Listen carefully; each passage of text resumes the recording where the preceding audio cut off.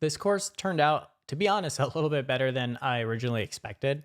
I know just with Vagrant and all the different moving parts, there is kind of a lot to cover, and there's so many different skill levels. Hopefully, if you're a beginner, you understand enough where you can run the basic commands, turn it on, turn it off, and can hop over to Scotchbox or a pre-configured Vagrant file like the one we set up.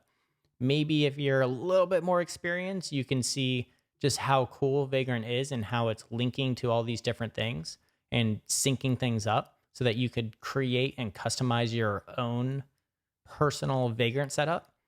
The idea would be if you are the idea would be if you're running a PHP box, your install script would be in PHP. If you had a Ruby box or you had a special case where you needed PHP version 5.2 with extra node modules or whatever, you can just all have it be part of the build so that you can just have this single configuration file and share it with all your teammates and the project and never have to worry about configuring an environment for it ever again.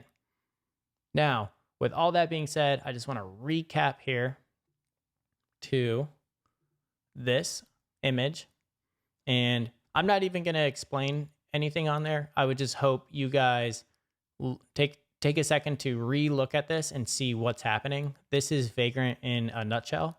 We're gonna, for the rest of the course, we'll cover some just random things that you probably should know about Vagrant, and then we'll go into turning our Vagrant file that we just created into a full-on LAMP stack that you could use.